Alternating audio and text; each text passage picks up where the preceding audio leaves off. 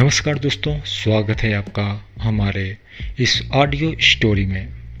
वर्तमान में देश के जैसे हालात हैं, ऐसे में राजनीति कहीं ना कहीं कुछ लोग अपने स्वार्थ के लिए कर रहे हैं। पालघर महाराष्ट्र में हुई 2 साधुओं हत्या, रिपब्लिक भारत के अर्णव गोस्वामी पर हमला कहीं ना कहीं राजनीति दर्शाता है।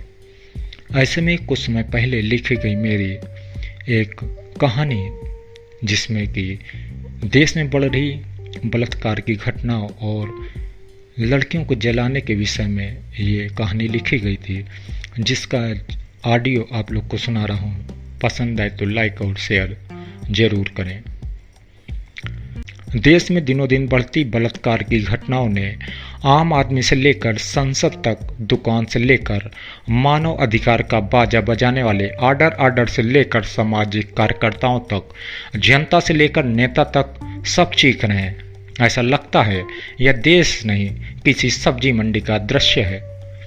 भंडारे में छनी सब्जी और तेल में खौलती पूड़ियां को देखकर लोग उतावले हो रहे हैं और शोर मचाकर सभी भंडारे में बट रही खौलती पूड़ियां लेना चाहते हैं और बांटने वाले शांत हैं, पुख्ता इंतजाम होने का दावा कर रहे हैं। खैर, यहाँ पर खाओ पियो और मौज करो, कम पड़े तो और लो की कहावत चरितार्थ हो रही है।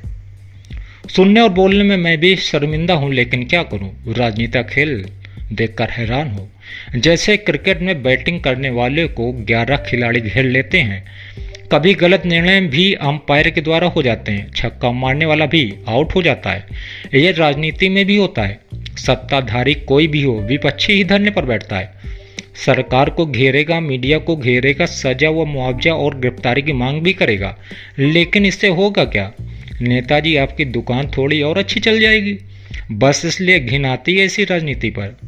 क्या थोड़े दिन चिल्लाएंगे, अखबारों मीडिया में सुर्खियों बनेंगे और फिर एसी रूम में बैठकर आराम फरमाएंगे? साहब है ना, रैलियों में भीड़ इकट्ठा करके अपने विकास और अपने आंदोलन का ढिंढोरा भी पीटेंगे।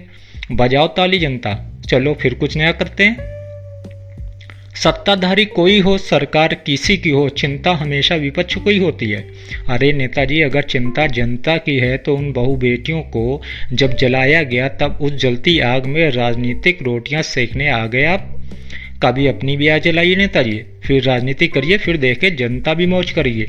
तकलीफ तब आपको भी होगी नेताजी। जिसकी चीख निकल रही थी जब वह रो रही थी, जिसके दामन पर कोई हाथ डाल रहा था जब वे न्याय के लिए दर दर भटक रही थी, तो आप क्या कर रहे थे नेताजी? पेपर तो पढ़ते ही होंगे, टीवी भी देखते होंगे, सोशल मीडिया में उसके फरियाद के वीडियो भी देखे होंगे। तब शांत क्यों थे? क्या आपको उसके जलने जलाने का मुहूर्त निकलवा रहे थे?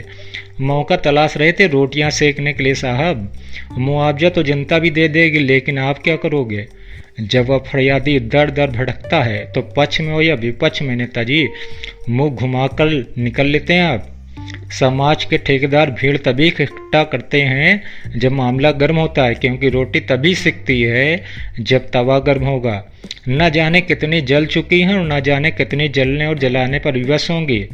जनता और विपक्ष कानून को सख्त कर दो कि नारे तो लगाता है, पर लेकिन चौराहे पर हेलमेट लगाने पर नेताजी को फोन भी तो हम ही करते हैं।